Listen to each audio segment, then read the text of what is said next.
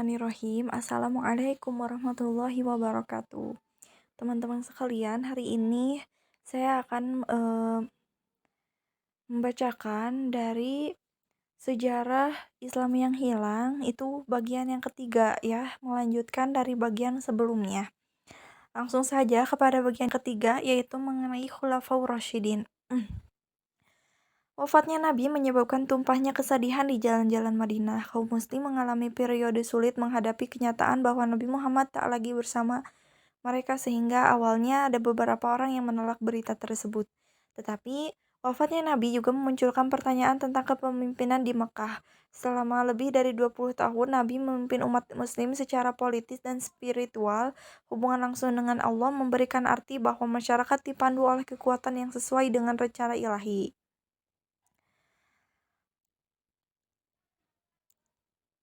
Kemudian bahkan sebelum jenazah Nabi dikuburkan, sekelompok tokoh utama dari kaum Muhajirin dan Ansor berkumpul untuk menjawab pertanyaan soal kepemimpinan. Perbedaan pendapat dalam kelompok tersebut tentang siapa yang harus mendapat otoritas atas negara muslim muda ini dapat mengancam perpecahan umat Islam. Mungkin juga ada usul dua negara, yang satu dipimpin oleh Ansor dan satu lagi dipimpin oleh Muhajirin. Akhirnya Umar mencalonkan Abu Bakar untuk menjadi pemimpin politik negara kesatuan muslim yang berpusat di Madinah. Dia menemani Nabi Muhammad saat hijrah ke Madinah, bahkan dialah yang ditunjuk Nabi Muhammad untuk mengimani sholat di Masjid Nabawi pada hari-hari terakhir hidup Nabi. Abu Bakar mendapat gelar Khulafaur Rasyidin, berarti penerus utusan Tuhan. Disingkat khalifah. Pada 632, khalifah bukanlah nabi baru.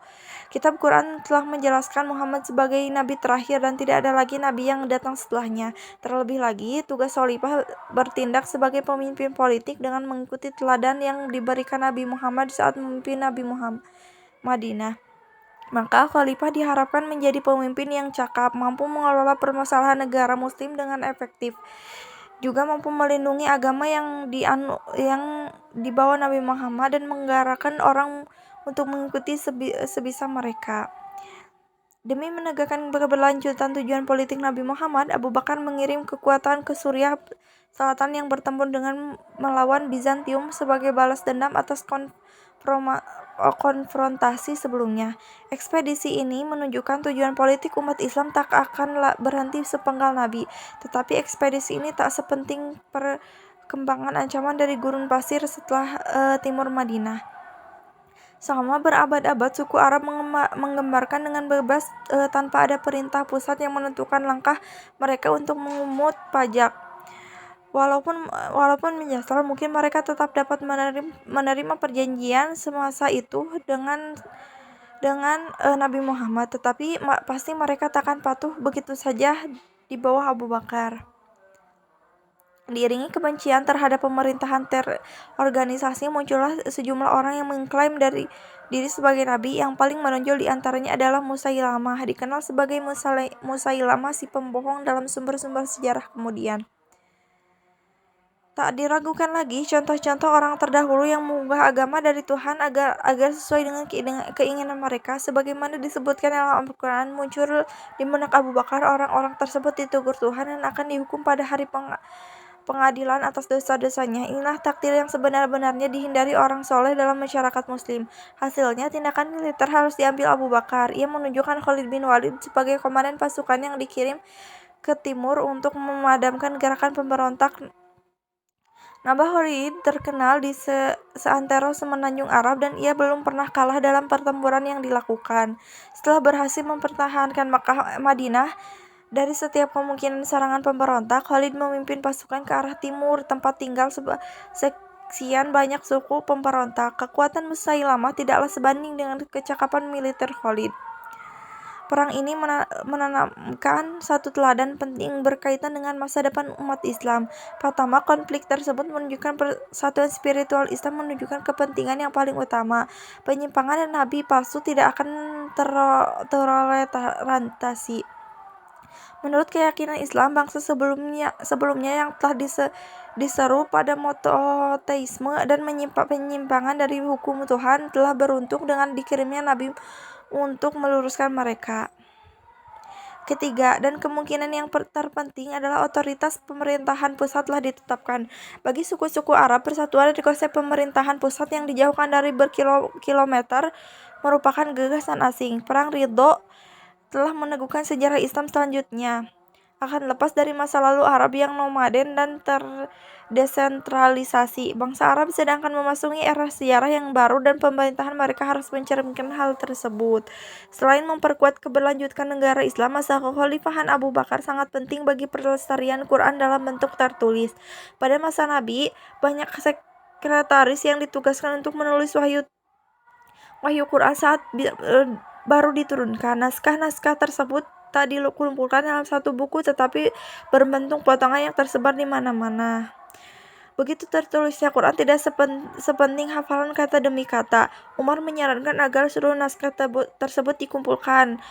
Akurasinya diperiksa lagi dengan ingatan para sahabat yang dapat dipercaya. Kemudian Umar.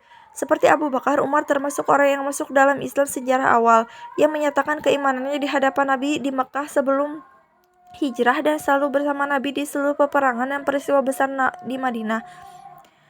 Tak ada keraguan akan kemampuannya memimpin negara Islam dan berdasarkan tradisi Islam tampak tak ada penolakan atas pengangkatan dirinya sebagai khalifah. Stabilitas pemerintahan dan suksesi seperti ini tak akan hilang nantinya dalam sejarah Islam.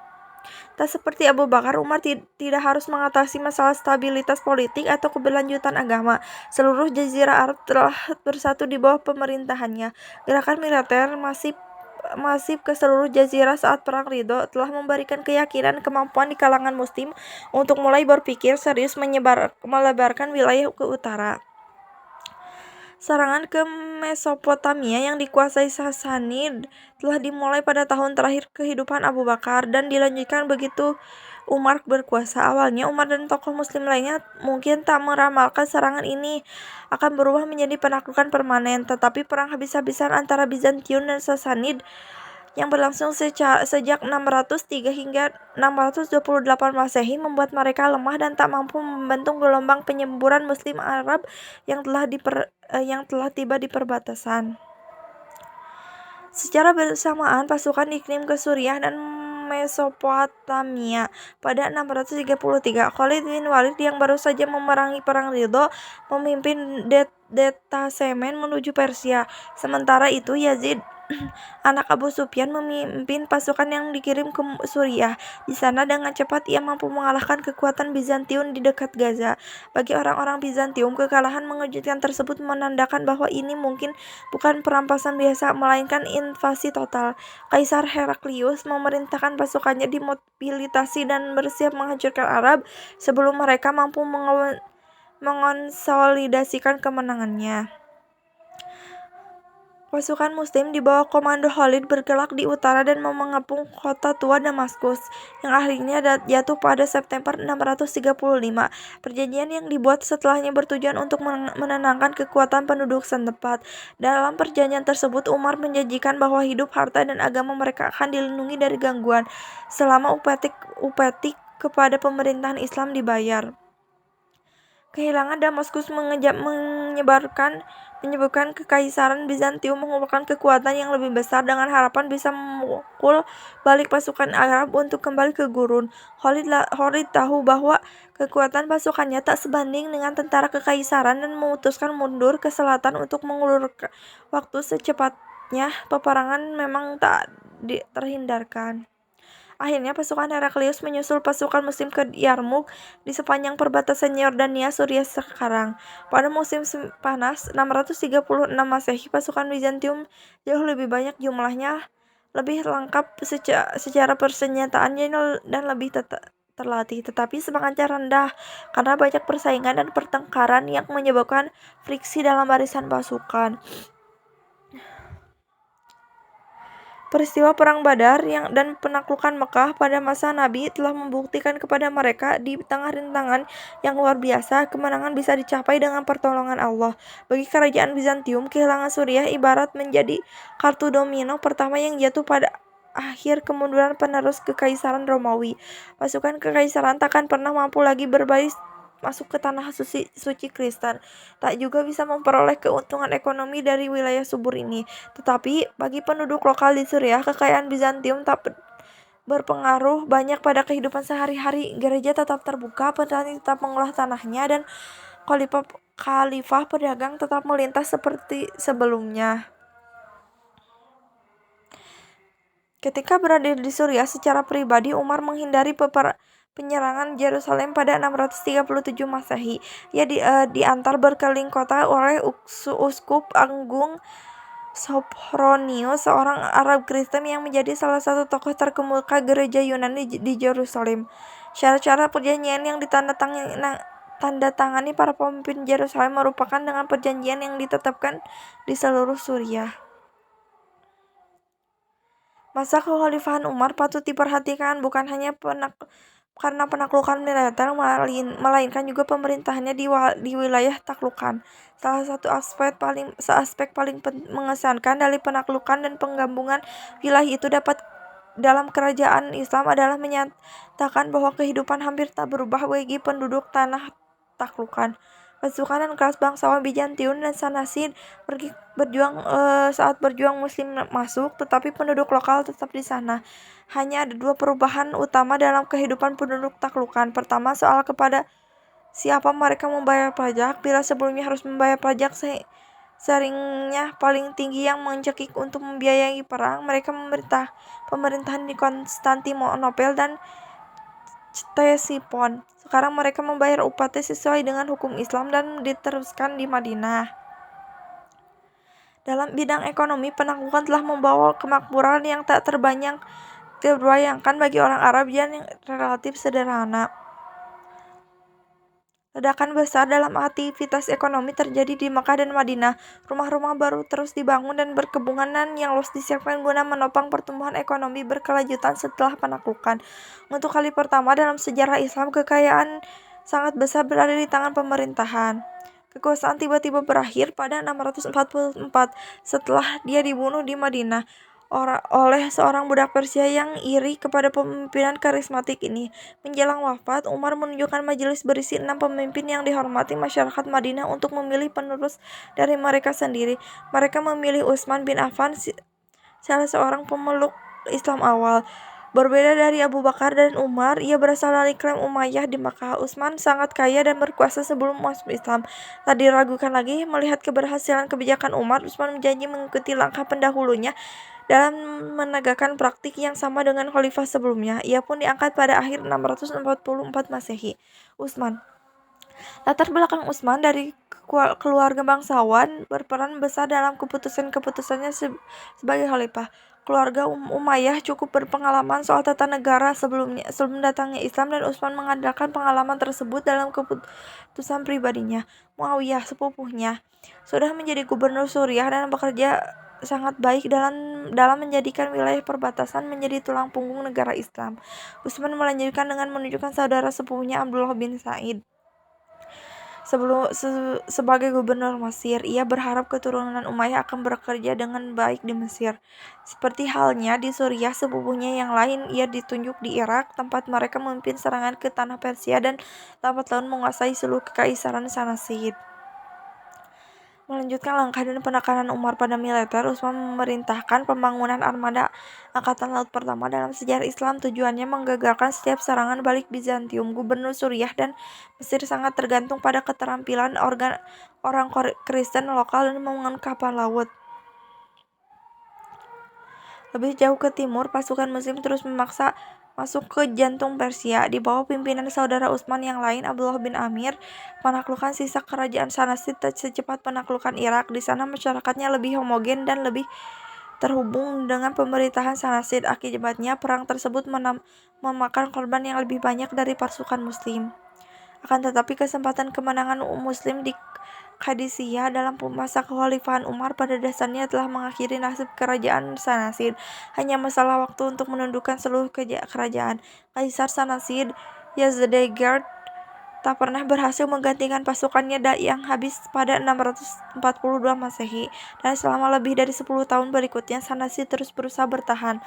Pada 600 Masehi, dataran tinggi Iran dikuasai dan pada 651 Khurasan pun diambil. Pada tahun yang sama, Raja Sanasid berhasil ditemukan dalam pelarian dan dihukum mati. Dalam perjalanan pulang ke Mesir, para tentara itu mencegat pulang surat yang diduga ditulis khalifah untuk gubernur Mesir yang memerintahkan hukum mati bagi mereka. Maka mereka kembali ke Madinah dan mengepung Utsman di rumahnya sendiri. Meskipun menghadapi bahaya kematian, Utsman menolak memerintahkan penduduk Madinah mempersenjatai diri dan melawan pemberontak. Ia bahkan mencegah sepupunya Muawiyah mengirim pasukan dari Suriah untuk melindunginya agar tak terjadi pertumpahan darah di kota Nabi. Banyak sahabat Nabi yang menentang pemberontakan ini, tetapi mereka tak berdaya menghentikannya. Hukum perang berlaku di Madinah, penduduknya hanya bisa tercekam ketakutan menyaksikan para pemberontak memaksa masuk ke rumah Utsman dan membunuhnya saat ia sedang duduk membaca Al-Quran. Khalifah wafat, demikian pula persatuan dunia Islam. Ali sebagai penentu kepemimpinan di Madinah, para pemberontak menunjuk sendiri khalifah barunya. Pilihan terbaik adalah Ali karena dia adalah sahabat Nabi yang paling dihormati dan masih hidup. Ali terkait dengan Nabi ada dua cara, sebagai sepupu dan menantu. Ali yang teguh mempertahankan kehormatan keadilan sebagai para sahabat terdekat Nabi. Awalnya menolak ditunjuk oleh orang-orang yang memberontak terhadap khalifah. Ya akhirnya diyakini oleh tokoh-tokoh utama lain di Madinah bahwa dirinya yang paling memenuhi syarat dan paling mampu mengembalikan kedamaian di dunia. Kan tetapi ternyata ada tokoh yang tak sanggup menangani krisis yang dihadapi dunia Islam. Masalah paling menekan Ali soal penyelesaian pembunuhan Utsman. Sentimen umum merebak untuk menghukum para pemberontak. Muawiyah bahkan menekan bahwa ia takkan bersumpah setia kepada khalifah baru sampai diambil langkah-langkah untuk menghukum orang yang telah membunuh sepupunya. Akan tetapi Ali yang sama-sama pragmatis dengan pendahulunya tahu bahwa keputusan untuk menghukum mereka kemungkinan besar akan berakibat pada pembunuhan dirinya karena pemberontak masih menguasai Madinah. Hal ini selanjutnya akan menjerat dunia Islam ke dalam lingkaran pertumpahan darah yang sangat dihindari. Ali malah memindahkan ibu kota ke Kufah, dataran subur di Irak. Sulit menilai maksud Ali dan lawan politiknya dalam mempersiapkan diri menghadapi konflik yang datang di kedua belah pihak. Terdapat orang-orang yang dekat dengan Nabi dan harus hati-hati terhadap pemekikan pertempuran antara muslim. Tetapi kedua belah pihak sangat yakin dengan ijtihad pemikiran bebas masing-masing, terutama mengenai tindakan yang benar dalam mengenai pemberontak. Bagi Ali tidaklah kemungkinan secara politik untuk menghukum mereka. Dia meyakini solusi terbaik adalah melanjutkan hidup dan berusaha menyatukan umat kembali. Bagi penentangnya, penyatuan kembali mustahil dilaksanakan tanpa memperbaiki kesalahan dan mengirim pesan bahwa kekhalifahan tak bisa diganggu seperti yang terjadi dan pengepungan Utsman. Kedua argumen tersebut mungkin mengandung kebenaran di dalamnya, tetapi perpecahan politik akibat wafatnya Utsman terlalu besar untuk diselesaikan. Bahkan oleh para sahabat Nabi sekalipun, perselisihan pun tak dapat terletakkan. Akhirnya pada 656 Masehi, kedua pasukan tersebut di padang dekat Basro, Irak Selatan. Beberapa anggota oposisi termasuk Talha dan Zubair menemui Ali sebelum pertempuran dengan harapan dapat menghindari pertumpahan darah. Sebuah perjanjian damai sementara disetujui. Pemimpin kedua pihak yang segan menyaksikan perang saudara terjadi hanya 20 tahun setelah Nabi dikebumikan. Akan tetapi pihak ekstremis yang kurang taat dari kedua kubu masih memaksa pasukan untuk saling menyerbu meski sudah ada negosiasi antara pemimpin mereka. Talha dan Zubair tewas dalam kekacauan. Ali dan Aisyah lolos tanpa cedera dari pertempuran, tetapi mereka patah harapan menyaksikan perang saudara pertama dalam sejarah Islam ini. Aisyah kembali ke rumah di Madinah ditemani oleh pengawal militer yang disiapkan Ali demi keselamatannya. Aisyah memutuskan untuk menarik diri dari urusan politik hingga wafat pada 675 Masehi. Meskipun telah menjadi pertumpahan darah, posisi Ali sebagai khalifah belum aman. Muawiyah bersikap netral dalam konflik antara Ali dan penentangnya, tetapi tetap tak bersumpah setia sampai Ali menghukum pembunuh sepupunya. Ali tak bisa memerintah dengan efektif saat salah satu gubernur terkuat dari dunia Islam tak mau tunduk kepada otoritasnya. Mereka menyatakan keputusan hanya milik Allah dan menolak memerintah legitimasi penengah. Kelompok tersebut mengutuk Ali karena mengizinkan nasib politiknya ditentukan oleh manusia biasa yang bisa berbuat salah. Posisi politik ekstrim mereka berubah menjadi posisi keagamaan ekstrim yang menganggap setiap manusia berdosa sebagai kafir. Setelah memisahkan diri dari kelompok pendukung utama Ali, mereka menamakan Khawarij yang berarti orang yang meninggalkan. Kelompok Khawarij terus menyebarkan teror terhadap pedalaman Irak, memerangi siapapun yang tak setuju dengan posisi fanatik mereka. Sementara itu, Ali yang menolak hasil arbitrasme karena menganggapnya cacat, menegaskan bahwa bekas pendukungnya itu menjadi kelompok pertama dalam sejarah yang telah melepaskan diri dari teologi Islam yang diterima. Mereka tak bisa diberikan bebas dengan teror yang merajalela. Ia mengumpulkan pasukan dan memahami posisi tersebut pada musim panas 658 Masehi. Kelompok utama Khawarij berhasil dihancurkan, tetapi gerakan tersebut terus berlanjut dalam bentuk clandestine, sembunyi-sembunyi dengan tujuan menurunkan Ali dan Muawiyah. Usaha kelompok pembunuhan Muawiyah di Damaskus oleh Khawarij gagal, akan tetapi mereka berhasil membunuh Ali saat Ali sedang sholat subuh di Masjid Kufa. Seorang pembunuh menikamnya, membuat kekuasaannya lebih bergejolak. Itu berakhir dalam kekerasan. Tampuk kekhalifahan jatuh pada satu-satunya orang dunia Islam yang mendapatkan dukungan luas dan mampu menjadi pemimpin yang efektif, Muawiyah. Begitulah pada buku Sejarah Islam yang Hilang mengenai Khulafaur Rasyidin. Terima kasih kepada teman-teman yang telah menyaksikan atau mendengarkan audiobook ini. Sampai jumpa di judul selanjutnya. Terima kasih.